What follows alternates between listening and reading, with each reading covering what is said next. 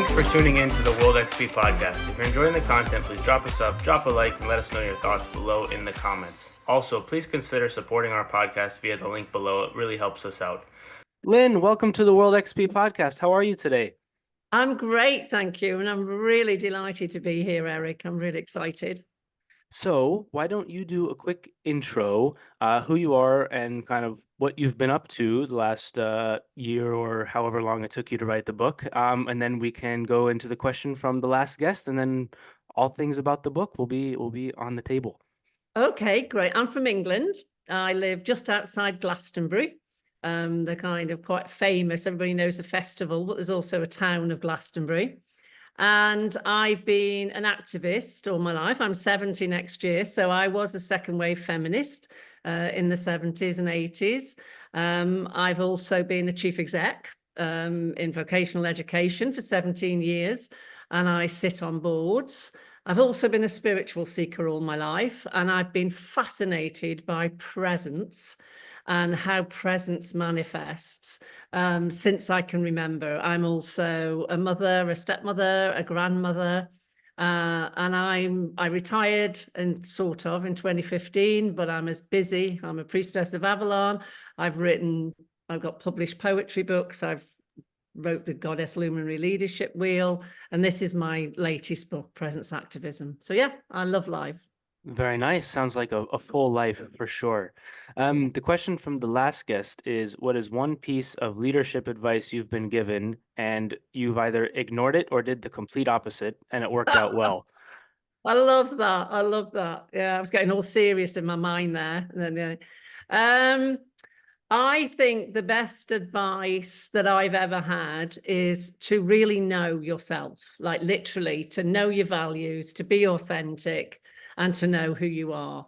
And interestingly enough, recently I went onto a new board and the chair was really quite difficult. And I found myself, it only lasted for 2 or 3 months. I found myself trying to fit in and not be who I truly am. And it didn't go very well. And I've ended up resigning off the board. And I'd never done it before. And I found myself saying, I'm 69 this year. Why am I doing this? It was quite a lot of toxicity. So I think that being true to yourself, speaking your truth, and sticking and living to your values. And I didn't do that for a couple of months in that particular context. Yeah. Do you have one where you received a piece of advice and you didn't do it? Like you did the opposite of what the advice was and it worked out well for you? Oh, the number of times that I've been told to shut up and to be quiet and to tone it down. And to be honest, I don't know how to do that very well. Yeah. Well, sounds like we'll be in for a treat today. So all good things then, all good things. Okay, so your book, let me pull up the little info sheet on it, but why did you want to start writing the book? Like what was the genesis of it? You had an idea somewhere, you were riding on a train or whatever, and you're like, oh, I should really need to write this book. Like, why did you want to start writing it? Okay. I've been interested in presence, and you can define presence in lots of different ways, and we can go into that for the last 20 years. Okay. And I've been kind of writing it on and off in different shapes and formats for 20 years. And it's my soul book. This is my soul book. This is the book I had to write. Yeah. That my soul was saying. And I eventually put it in a shape and a format 3 years ago, sent it to my publisher who'd published my previous book. And he basically went, nah, it's not doing it for me. It's too new agey. It's too kind of get it round a theme, Lynn. And literally, I went to bed and I woke up 2 days later. I didn't sleep for 2 days, but in 2 days later, I woke up and it's like climate anxiety. I'm a grandmother. Both my granddaughters suffer from anxiety. And I just thought presence, the antidote to climate anxiety. And it gave me a whole new angle to locate presence as a practical tool and practice to help young people, because I am seriously worried about how our young people cope with life and the things that they are facing. And as a grandmother, as an older woman, I want to give something back to help our young people. So that's the core motivation. So I placed it within climate peril and climate anxiety. Yeah, I know a lot of people my age or a little bit younger are definitely worried about that for sure. And it's a little bit interesting because um, science as a like discipline, we as humans have only been on the earth for a very short blip in terms of the earth. And so I think there's no doubt that humans are impacting the climate, but I think to what extent is the real question. And so to kind of be the example that I use sometimes or that I've heard used is like if I don't use a straw, but there's some buddy with a private jet, like my straw is not going to make a difference. And so why am I so anxious about the straw? And it's like, yeah, it's Yeah. tough. It's a tough situation to be in because you just see it getting like all over the TVs and the social media. It's like, don't use the straw, save the turtles. And then 6 months later, there's another thing that pops up. You mentioned presence. What do you mean by presence? Because I looked through the stuff that Ben sent and I read the words, and I'm not sure I comprehended exactly what it was. So let's start with that so the people can kind of get a background of where you're coming from and the framework for in which the book is written. Presence is used in different ways. And in chapter 2, all the reviews that I've had of the book, or people rightly saying they think chapter 2 is a real contribution to the field. Yeah. Because presence means different things to different people. And I've broken it down into 5 domains, which is personal presence. Another word for that might be charisma. You know, that sense when you meet someone and just physically being literally in their presence, you know, literally physically next to them, near them, or it can be a distance. And the way they are, how they are, has an effect on you. Yeah. And we're affected by different people. So I heard Nelson Mandela give a speech in Trafalgar Square. I still remember the impact he had on me just by his physical. I heard Kofi Annan speak in the United Nations. I met Pope John Paul. You know, I'm just giving an example of some people, and these are big names, but you're never the same after you've met them. There's something in them. And leaders often, but it can be charisma, and that can be persona and false. So it's not really who they are. They're putting a persona. I also talk about professional presence. Now, often leadership, that's my field is leadership. I was a chief exec for 17 years. I write and train leaders. I'm a coach, a leadership coach. So that's more about how do you get people to follow you? How do you impact? How do you resonate with people? How do you, and how do they want to come and work with you? Why do they trust you? So again, it's that bond and relationship that in professional presence, how somebody gives a speech, you know, that saying, nobody will remember what you said very much, but they'll remember how you made them feel. Mm-hmm. Yeah. So again, and certainly in politics in the USA, everywhere, particularly in the USA, you know, that what kind of leader are you affected by? And then I also talk about transpersonal presence, which is an experience of something bigger than ourselves. And not everybody has this. Yeah. I've had it since I was a child, which is why I've been so interested in it, that I just have a sense of a presence. It can be seen through a religious lens or something else. Yeah. But there's just something bigger than me that's there, that's palpable, and it calms me. And it just gives me a feeling of love and being held. Yeah. So that transpersonal literally means more than me. So I go, and that I've explored all my life because I've just been like, why do I feel this? And my mum and dad don't. Yeah. And then I also talk about nature presence for a lot of people. And presence usually comes with a sense of groundedness or peace or calm. Just, it can be very beautiful. Yeah. It can just, you know, people can do it in sport. They might be doing it when they're, you know, they're skiing or something, or they're walking. So that nature presence, it's how the land affects us. Yeah. And then being here now, which is a tradition, Eckhart Tolle and others, is that I'm here now in this moment. And you can only really feel presence in this moment. It's not a thought, it's not a doctrine, it's a experience, it's a direct experience of something happening to you. And it usually feels very good. Yeah, it's calming, it's grounding, it's beautiful. I don't know if that's Yeah, helpful. no, that's great. The leadership thing, the first sort of pillar you mentioned actually is not, it's ironic, maybe not ironic. It's funny. I've had some execs on and some human resources people, some leadership coaches on a lot recently. And I went to a lecture in Washington, D.C., where I'm from, and it was about leadership as well. And it's just been like popping into my life a lot recently. And the thing that I've been trying to wrap my head around, and you mentioned the charisma piece, is lots of people have all these leadership courses that they attend or they go to, and there's something that some people just have it and some people don't. Um, and it's and my question or the thought that came into my head was if some people just have it and some people just don't, then what is the point of like a leadership course? Because at some point, how do you develop a leader when there's an inherent quality about that person, right? Some people have it more than others, of course, and you can help the people that do have it develop those qualities. But is there a way to develop, do you think, that charisma piece? Like how do you get about doing that? Because I think that would, I don't know. It's very interesting to me that sort of it's like intangible. You can't really touch why it is that way. What are your thoughts on that? Yeah, do you know, I've been thinking about this for years.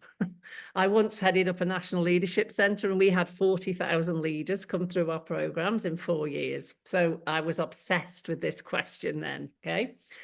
I think it's like a muscle, like a yoga or a soccer player. You know, some people have a football muscle or a yoga muscle or a dance muscle. And actually, it's easier for them to become, a skilled professional footballer or whatever. Yeah. Because they're born with something in that muscle and they also practice it. And I think it's the same with leadership. So everybody can play soccer or football and they can get it to a certain standard, but there'll always be some who just do it naturally better than everybody else. And I think it's the same with leadership. So for me, some people are born with a leadership muscle and an ability to relate. Leadership is relational. It's fundamentally a relationship between people. And we often talk about what gets done, but it's a relationship because it's trust. And if people trust you, then they will follow you or they will work with you. So what I do when I've worked with leaders is to say some naturally have it already and people just flock to you. And some you can be authentic, you can learn the skills of leadership, but more importantly, you can learn how to be a leader. Yeah. Now, different people are drawn to different kinds of leaders. So some are repelled by particular kinds of leaders, and there's nothing more obvious than that in the USA politics at the moment. So, so it's also about what is it that the leader is stimulating in me? What are they inspiring in me? And the key word around leadership, I think, is inspiration. It's the people who have something that really inspires us, but it may be repelling someone else. Do you see what I mean? So it's what's in the relationship, and some people have it more easily than others. Yeah. Yeah, you see this in like football clubs where you have the manager will be kind of one type of personality and the captain will be slightly different and they balance each other out. And then there's other leaders on the team or on the field that don't even have the armband, the captain's armband. And in athletics, you see this all the time as I've been a player and a coach, and so kind of figuring out the makeup of the team that I'm coaching and saying, okay, these people respond well to this person and these people respond well to this person. So we as a team are going to vote on captains. And even if this person that I've identified as these other players respect this one, and he doesn't get the armband, I'm going to make sure that I encourage the leadership of that player, even if he doesn't have the armband. So it's very interesting. And I think athletics or sport is a very maybe not simpler, but there's less variables, and so it's easier to identify those things within the context of a team. Um, the transpersonal one I think is also very interesting because I listened to a podcast maybe 2 weeks ago or something like that, and it was about this guy that was doing research on near-death experiences and the out-of-body experiences and the what these people describe, the like the warmth or the embrace or the light sometimes they describe is very, I think definitely you could call it religious, but there's a with that sort of experience, it's so much, I don't know if easier is the right word, easier to wrap your head around than maybe somebody that does like a DMT experience or ayahuasca or one of these other things. Mhm. Like if you haven't experienced, like I haven't done any of those drugs, um, but to hear somebody describe a near-death experience, like, okay, that kind of, for me at least, I can wrap my head around it a little bit more. What sort of for you in describing that the transpersonal within the context of the climate stuff, where do you see that going specifically? Because we mentioned earlier, younger people are very anxious about what's going on in terms of climate, or at least what they're being told, we'll say. Yeah, of course they are. And anxiety can get in the way of presence, you see, Hmm. because you need to be able to, whether you use drugs or whether you just use meditation or techniques, it helps to be in a more relaxed state to access any form of presence. Yeah. Hmm. So for me as a kid, I used to have light experiences. I would just get filled with light. I was a little mystic, really, and I didn't know what was happening to me, you see. So I went and explored lots of different religious faiths and cosmologies because it's like, and you find them. So people have a come to Jesus moment. People will describe things that happen to them. Now, there are a lot of nature mystics as well. I happen to have had quite a religious upbringing. So for me, I looked at presence through a religious lens. But for some people, they can't do that because for whatever reason, religion has turned them off or they've had negative experiences. But what they find is that that happens to them in nature. I've coached people who just couldn't relate to a religious cosmology or framework. But then you say, well, have you had the moment? You say to anybody, have you ever had a moment where you felt you're in flow or everything's just beautiful? And sport experiences come up really quite a lot, actually. Yeah.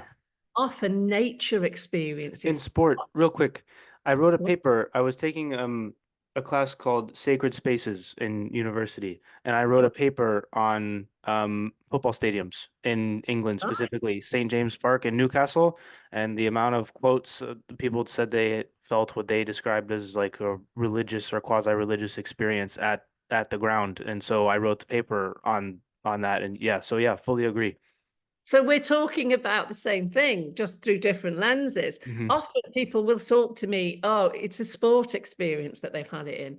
And for many people, it's in nature. So what I focused in on the nature presence is if we really feel that sense of connection to the land, and indigenous traditions, have done that for years and still do. Those of us who live in more urban Western environments have tended to move away from that. So you go back to many indigenous traditions and there's that close affinity with the land. So my premise is when you can be present in nature or the other types, or particularly in nature, you can't harm the land. She becomes our Mother Earth. We are part of her. She is part of us. We are, so interconnected that you can't destroy the planet. It's the separation that allows us to extract from the land, to harm it, to just keep taking from her without giving back. And I find lots of youngsters who feel that connection to the land, that love of the land. And it's really distressing for them. They want to save the whales. They want to stop the harm that's being done to the land, to her creatures, to us. We as a species are being damaged by this. The number of people who were affected by smog in cities and air conditions. So mistreating the land, our planet, the very air we breathe, the water that we drink, a huge issue in England at the moment are the waterways having sewage pumped into them. We're harming everybody and everything. So that's why I wanted to link presence to it, because I'm calling it an antidote to anxiety. That if we learn how to be present, and I've come up with a process, a presence flower and anxiety flower, that kind of, the more you go into presence, the more it dissolves the anxiety. Yeah. Let's get into those two things that you just mentioned, but before the it's kind of the antidotes, but I want to pick your brain a little bit on the spiritual aspect, the transpersonal part a little bit more. What do you make of the people's connections with, say, like conscience or things of that nature, where you have somebody experiencing something through their religion, and then you've got somebody experiencing a similar thing through a different religion, or you've got somebody experiencing a similar thing to the first two through nature or sort of something else. Like, what do you make of the, for me at least, I think it's undeniable that there's some sort of higher power, spirituality, like, but I can't really quite describe what it is. What would you like? What do you make of all that and the like human being connection with the spiritual? I've heard people hypothesize that humans used to be much more connected to the spiritual, and there's like organs or body parts that we modern humans don't use anymore that used to be used for something like that. Whether that's true or not, I don't know. But what do you make of this whole kind of situation, I guess, for lack of a better word, but different people experience it with different things, different cultures around the world. You see like similar myths and stories from cultures that are seemingly unrelated, like the flood myth is prevalent in a variety of cultures and a variety of religions that seemingly would be unconnected, but it's still there, and you're kind of like, Virgin birth myth as well, virgin yeah, birth. yeah, Yeah. yeah, Yeah, the Messiah stories. There yes, yeah, are lots and lots of common ones. And there's often threes, often deities are in threes. So mm-hmm, I am an ordained interfaith minister. So I spent 2 years training, looking at different faiths and the commonalities.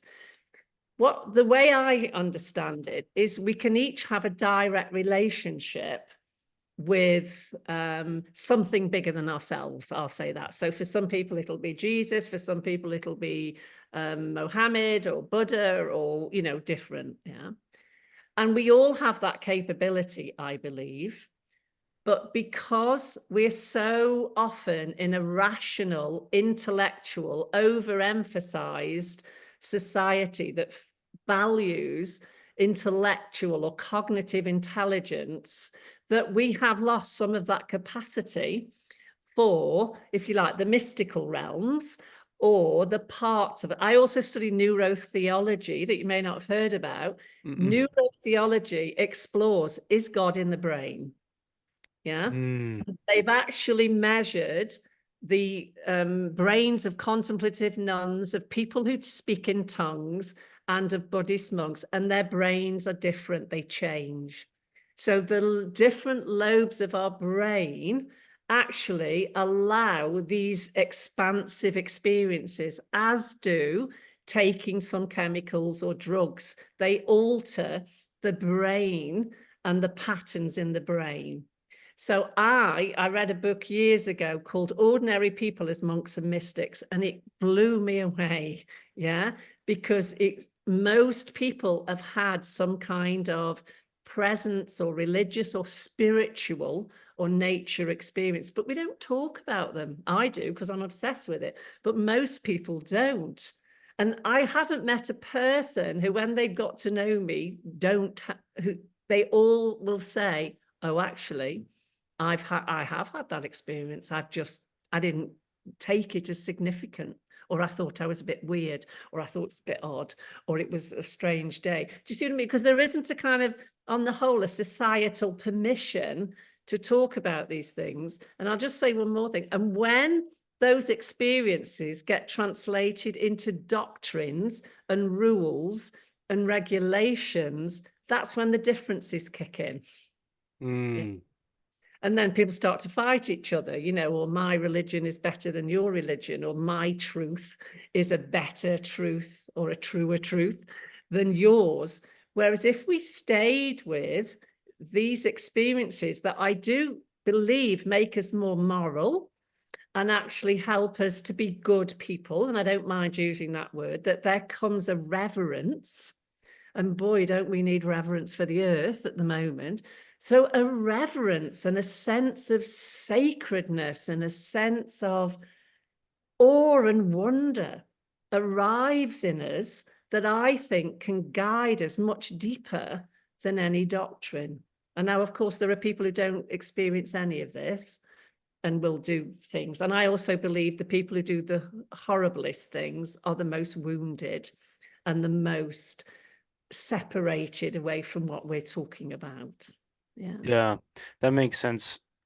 As far as the doctrines, that's kind of where that underlying question is like, if or under the, we'll say under the framework that the higher power is there, which I believe it is, why would that higher power care what us little humans are doing in terms of like random rituals and whatever? Like that's always a question that I've had. And then in terms of the brain, it's like I think we only can access with some small percentage of the brain, and it's like, well, what's the other part for? And then that to me is like, is that what the other part's for?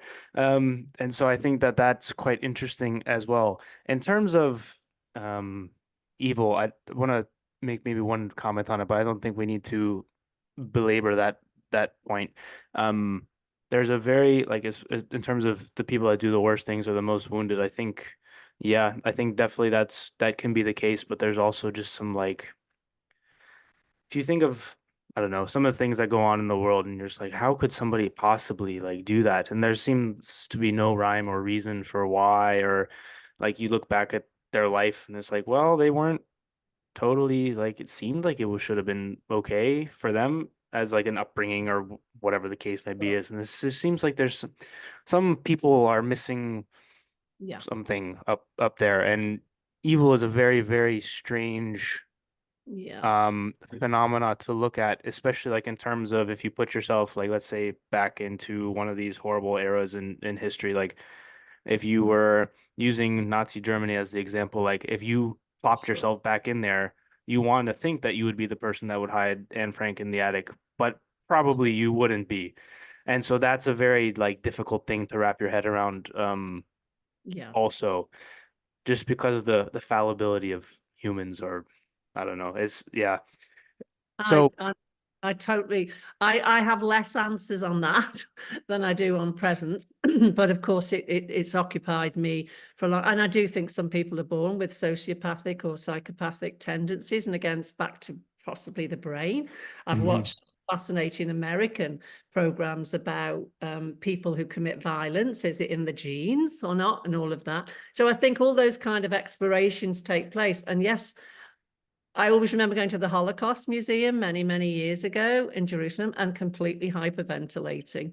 And Yeah. all I could think was, is how can anybody do this? And they were reading the children's names that took 2 years or 3 years to read through. And it completely overwhelmed me. And all I kept saying is, man's inhumanity to man. How?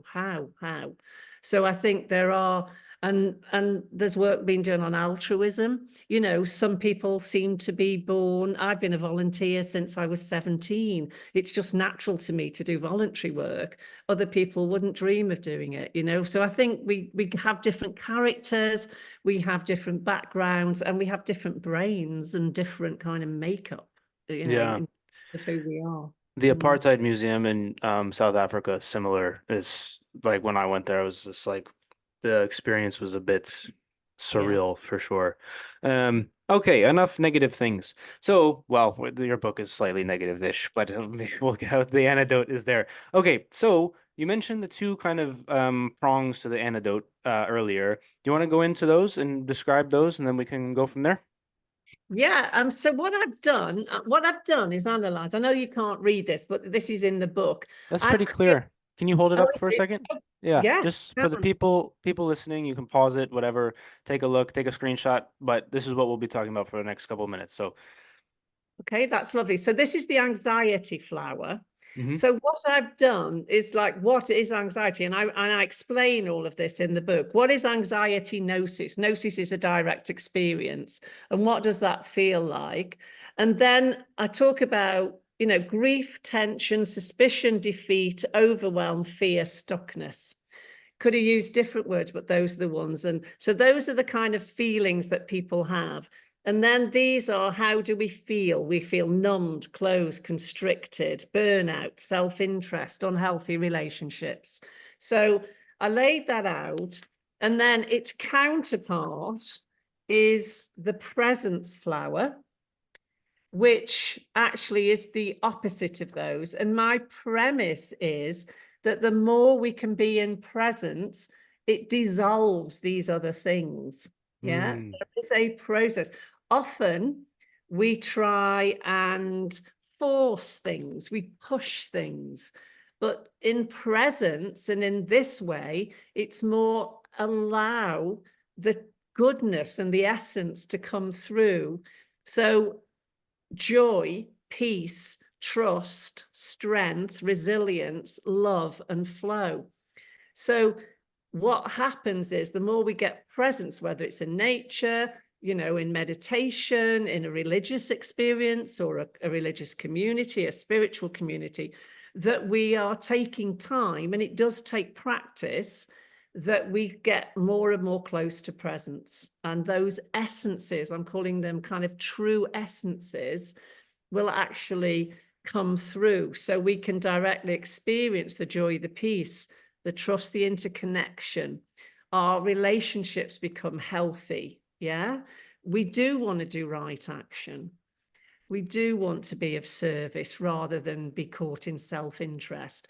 And so I compare the different processes, and the feedback I've had from people who've read the book is it's just opened up for them, and some of them are using it in professional contexts, is a way of talking about anxiety. And what I've tried to do, I think it's a sane reaction for us to be anxious today in the state of the world. So I'm trying to say, don't pathologize anxiety. It's hard, it's painful, it feels awful when you're in it, but don't pathologize it.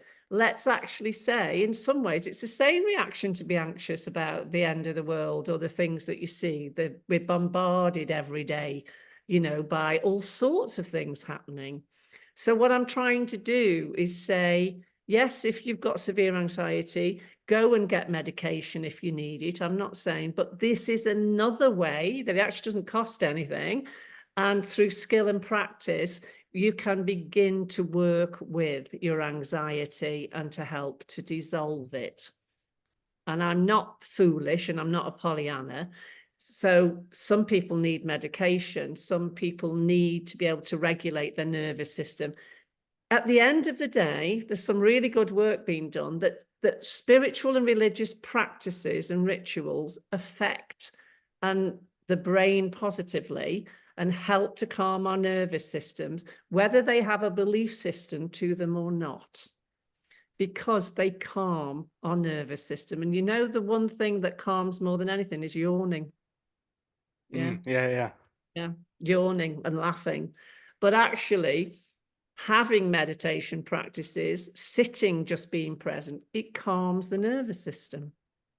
Yeah. I don't know how it is in England, but at least in the US, getting some sort of medication for anxiety and depression. There's a comedian that has a joke about getting, I think it was Adderall or Xanax or something like that. He was like, just tell them you feel anxious on airplanes and they'll just give it to you. And it's like, that's probably not good.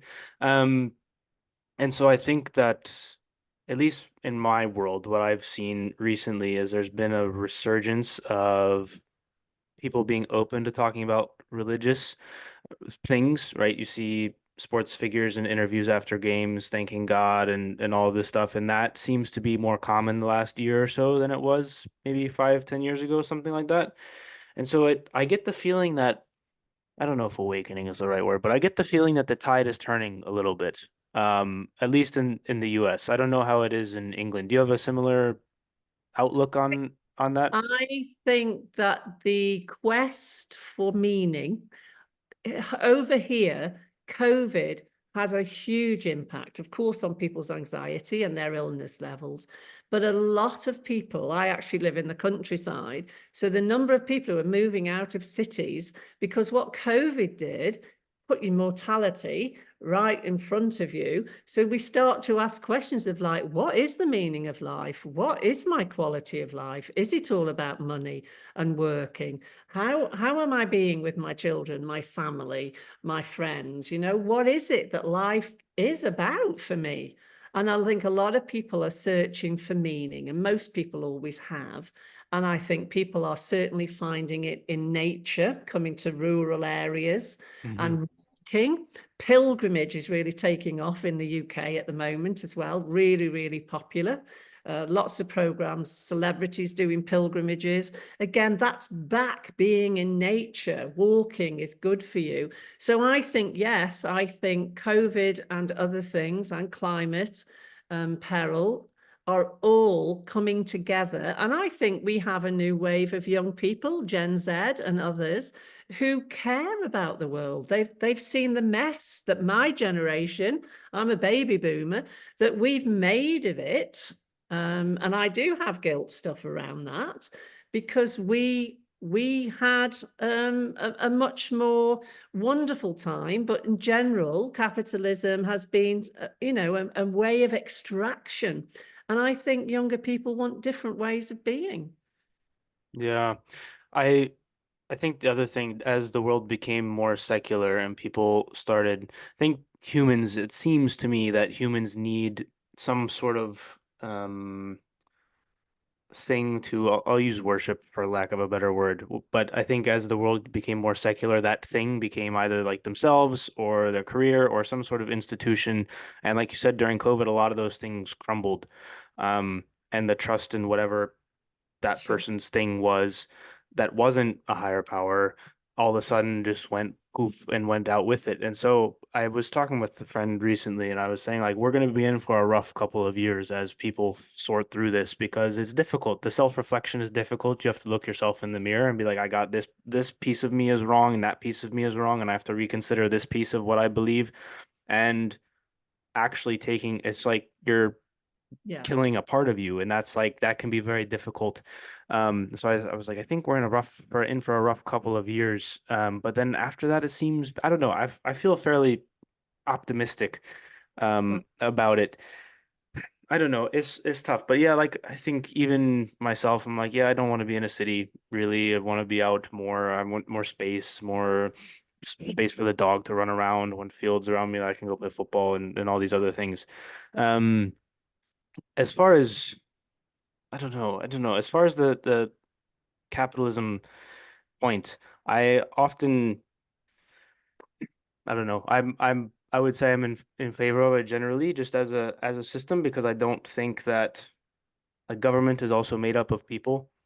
And so if the government who's made up of people has the full force of like the law and violence, when that institution becomes corrupt, then there's nothing to tear it away. And the thing about capitalism is like if another business comes in, like the issue, at least for me, is that the big corporations are working together with the government rather than the system of capitalism. Like I don't think we're actually living in capitalist like world if that makes sense. So like the big companies, I'm like, that's not good. Like we need small businesses and people running their own things and doing things of that nature.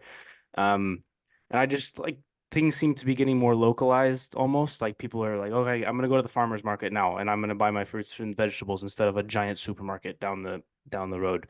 I think that's also positive. But as we go through it, that transition as a society, there's gonna be some rough spots, I think. I don't know. Do you have thoughts on that before we keep going with the book? Yeah, I mean, to me, you can have conscious capitalism that Hmm. is actually saying, how are we affecting the land? Yeah. I think when it becomes big and wealth and profit becomes the be all and end all, and people don't look at the effect it's having. And I do think that's changing. And I've got a chapter on action, on Mm. right action and service and healthy relationships and what those look like. And I do believe it's think global, think the bigger picture, but act local. Yeah. I'm of the view that everything and anything we do actually is important because it gives us a sense of purpose and meaning.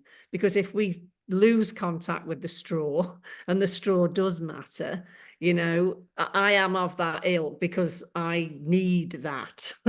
It's not about whether that's right or wrong. It's how I can live my life, is that believing that everything that I do, not in an egotistical way, but I am doing everything and it's the right action. It is right action to make small actions in the right direction.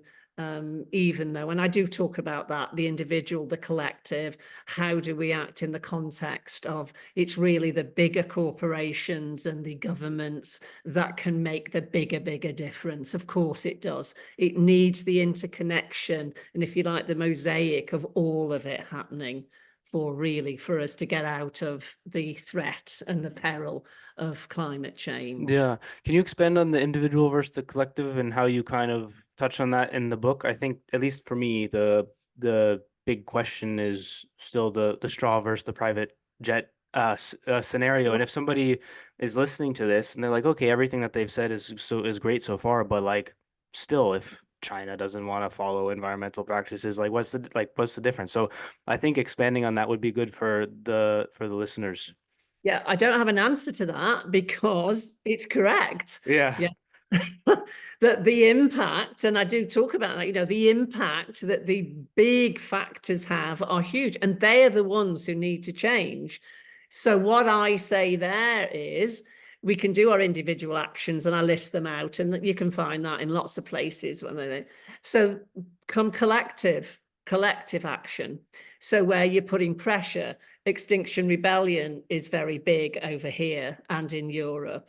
So I am an Extinction Rebellion. I do go on the protests and the marches, and I do believe that we are doing our best to make a difference, even though the laws now in the UK are shocking. They're criminalising any form of protest, even peaceful Really? protest.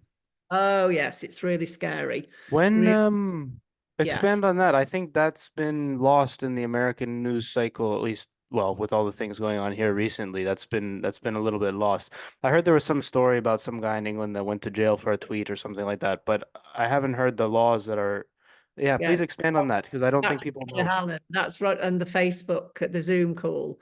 Yeah, That's the Stop Oil protesters. They've just been Roger Hallam has been convicted for 5 years, and I think the other three, I think it was, for 4 years.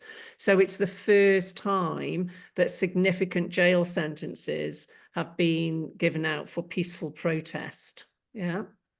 And part of that was for being on a Zoom call. So what has happened under the Conservatives? And remember, we've just changed from a 13-year Conservative government, which would be your Republicans, to a Labour government, which would be Democrats. So we've just shifted literally in July.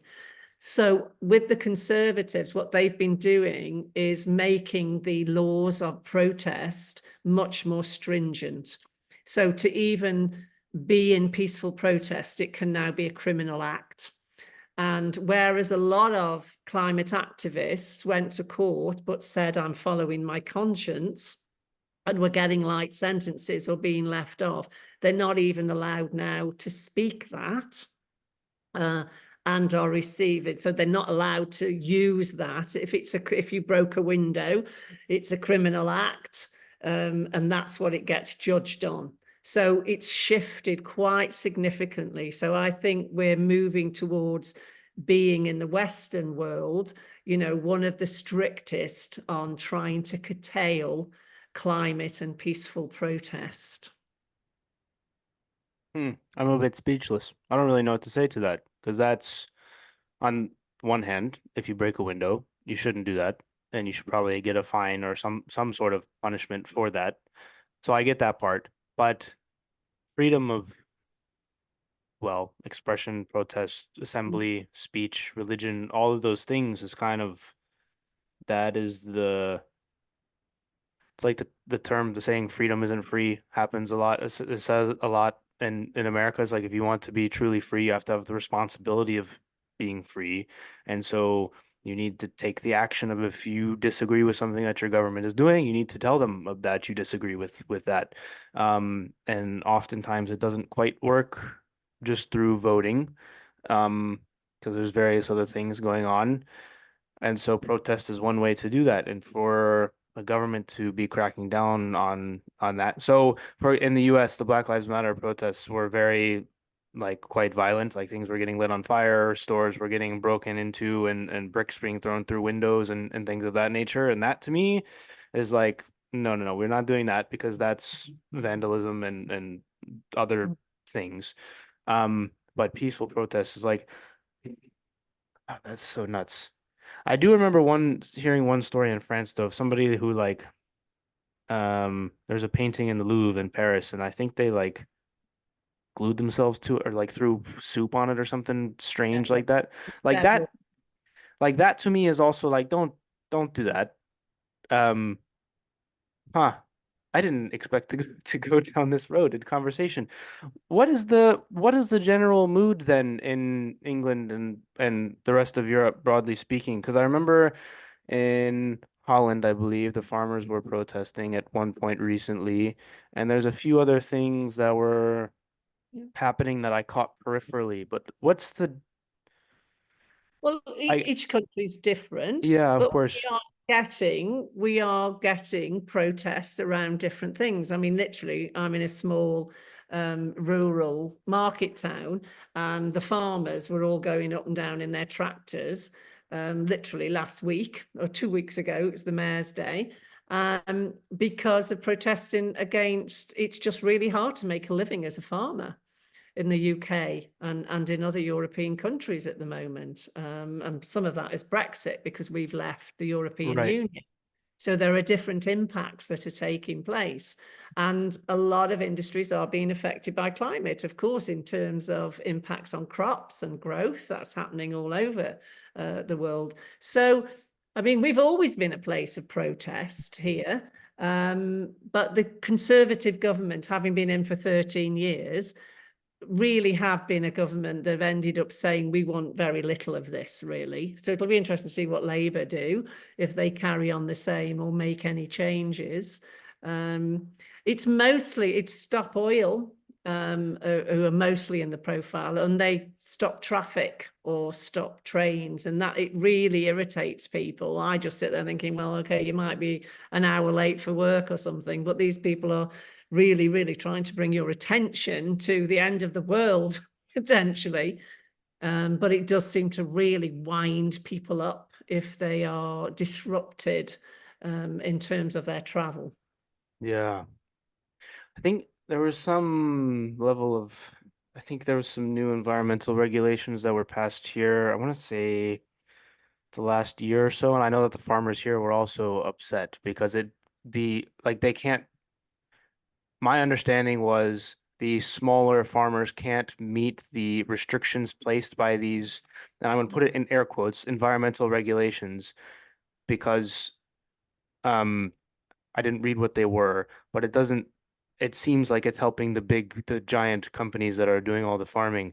And so it's interesting that, right, your book is about environmental and the climate and stuff, and the government will pass something that affects the local in such a way that they're now protesting against um like the bigger companies, which, as we've discussed earlier, are the ones maybe causing more of the problem. And that to me is a bit strange. I don't know if you, I don't, I'm venturing into a world that I don't know too much about. So feel free to correct anything that I misstated. But Well, no, well, I think it's a thread. It's an interesting thread. But there's also other things happening. So in my town of Glastonbury, small market town, there's only 9,000 people Mhm. in the market town. We've just been, well, 3 years ago, we were given 25 million from the government. This was again the Conservative government. 101 towns across England were given 25 million. You had to write a prospectus for it, and you had to say exactly how you'd spend this money. You had to write a town investment plan. They didn't just give it to you. It's like, you can have this if you write an investment plan that we want to fund. And they gave some people 10 million, but we got 23.6 million. So we did really well. We're the smallest town with the biggest input. So our investment per capita is, I think, the biggest that the country has done. But what that's about is, how do you, as a small town, decide how to spend 25 million, and how you're going to do it. So we've now got 10 grassroots projects, and a lot of those are about sustainability, about green energy, it's all capital money, so it's rejuvenating buildings so we can have health and well-being centre. So we're a spiritual town, so we are renovating our site, the Abbey and St Bride's Mound.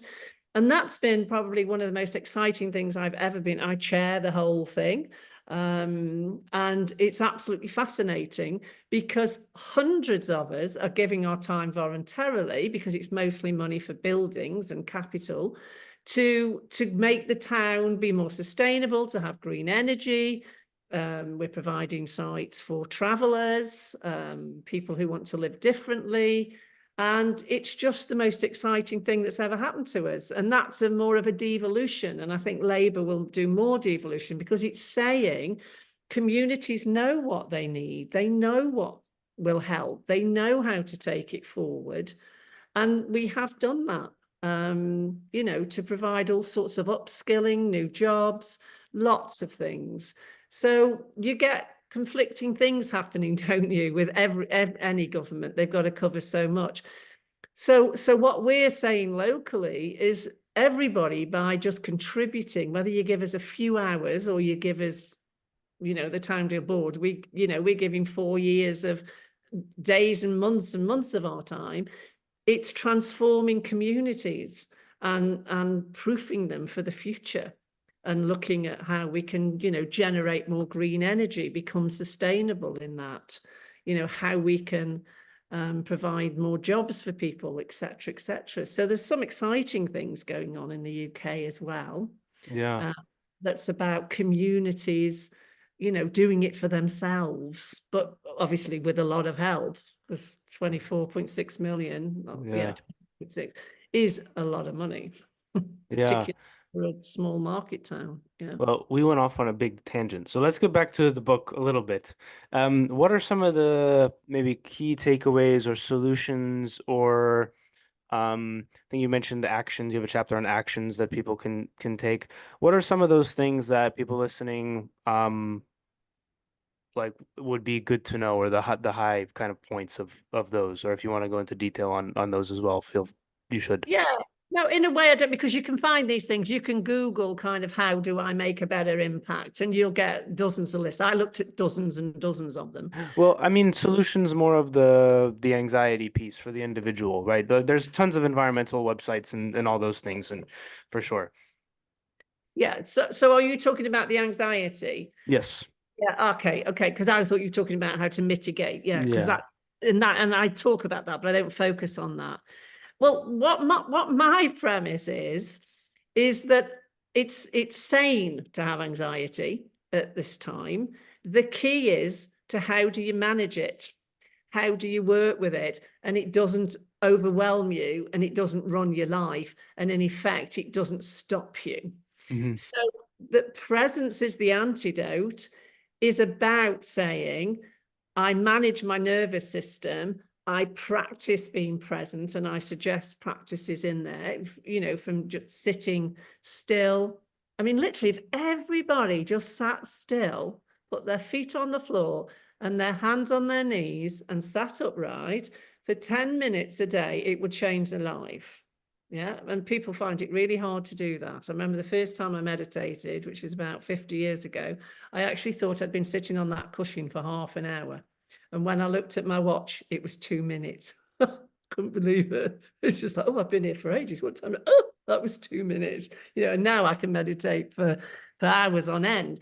So, but just literally, a lot of people I coach, they're rushing around, and it's like, promise me you'll try 10 minutes, even if it's 5 minutes. And those that do it, they come back and go, I can't believe it, the difference. And I start my sessions with silence and sitting. Yeah.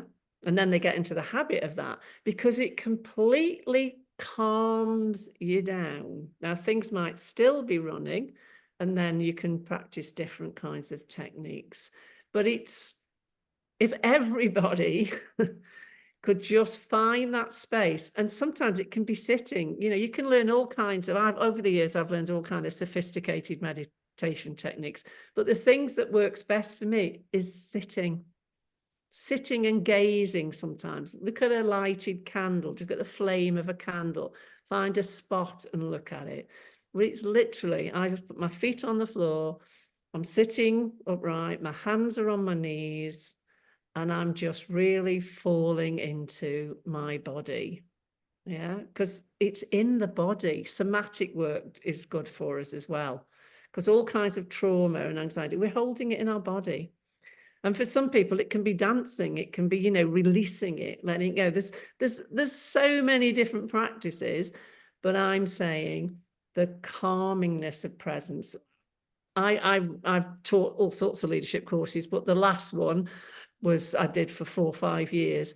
And the beginning, the students could barely sit still. And by the end of 2 years, they are sitting every time we open. They might be walking or sitting for 10, 15 minutes before we start anything. And they're like, oh, I could have done longer. And you go, 2 years ago, a minute felt like, you know, people get embarrassed with silence. And I've done that in board meetings as a leader, and there's a lot of giggling or, oh, don't know what to do. You know, and you just go, no, let's just stay with it and see. And if you really hate it, you know, just, you know, zone out. I'm not going to force you to do anything. But on the whole, people would go, oh, yeah, it's arriving. It's just literally, oh, yeah. And things clear. Yeah. Yeah, that's very good advice for sure. What else would you, I'm trying to figure out how to word this question. If somebody was to read the book, what is something that they should, maybe, I don't know if focus on is the right word, but like, what do you want them to get out of the book? What do you want the reader to get out of the book?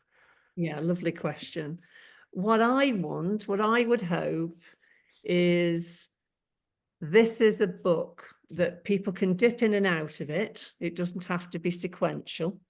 You could read them in different orders, the chapters, but they come away and they say, I have found something in here that has helped me to change my life for the better, i.e., I can now manage my anxiety better, or I've got a bit more hope, because I talk about hope in here. I mean, when I was I'm still an activist, but when I was a young activist, we genuinely had hope. We thought we could change the world. We were not facing what young people today are facing. So I do a thing like, what do you do with your hope in a time like this? So different people who've looked at it for reviewing or endorsements have taken very different things out of it, which, you know, has made me very happy. From, oh, now I've understood my relationship to hope better, or, oh, I've actually been trying to practice and doing some of the things that you say, and that's made a difference, to feeling that they don't need to pathologize or feel anxious about having anxiety or guilty or shame, all those kinds of things. So that's what I want. You know, even just if 2 people say my life feels better or my anxiety has reduced somewhat from reading this book, or I understand myself better. And I do have a whole chapter on transpersonal. And I literally, somebody rang me last week and said, oh, that chapter about, I won't go into what it is, about totality and what you write about that. Oh, I really get something now. And someone else, I've got a section on presence transmission. And actually, so many people have come back to me on that and said, that's helped me to understand what happened when I was in the presence of X. I'd never understood it. I never really got why that was happening. And now I understood what happened. Do you see what I mean? So that's, for me, it's offering my wisdom, my insight, my stupidity, the mistakes that I've made in life. You know, it's like, because boy, have I messed up as well. Lots of times I'm not presenting myself as perfect. I'm like, you do it and then you ask permission later, or you do it and then you get yourself out of the prickly bush, rather than shall I, shan't I? It's like, oh, I've done it. Should I have? Oh, yes, on this I've done occasion. that once or twice. I've done it millions of Yeah, times. yeah. So that's what it is. It's I want to support particularly young people, to perhaps see things differently. Yeah, because I just feel for them. Yeah, I Yeah. just, yeah. I feel for us too. And you're wonderful because you're all just so gorgeous. When I've gone on Extinction Rebellion march, and all these young people who've given up, but they haven't gone to uni, or they haven't gone on to get a job because they're full-time activists, because they care so much. Yeah. Um, There's a few other places I think maybe we could go, but I do think that that's probably a good place to wrap it up. I think if we went down some other rabbit holes, we'd be here till like tomorrow. So, um, where can the people, if they want to buy the book, if they're interested in learning more, where should they go find it? Is it on Okay. Amazon, all the normal places? It's on Amazon. It's on all the normal places. It's currently on pre-order. It's officially out on the 30th of August. So please, if you want to pre-order, that's really helpful. So that's where it's available. It's for $14.99. I don't know what that is in dollars. Yes, I do. US $16.95. Very So nice. it's on all the usual places. It's in ebook form as well. So, paperback and ebook as well. It's Sounds just good. The links for those listening, links for that obviously will be in the description as always. Any last thoughts before we get you out of here? No, I've just really enjoyed it, Eric. I like the discursive nature of where we've gone to different things. And just lovely to talk to younger people as well. Yeah, and Yeah. thank you. Thank you. Yeah, Yeah. of course. I very much enjoyed the conversation as well. For those listening, thank you for listening as always, and we'll see you guys next time. Peace.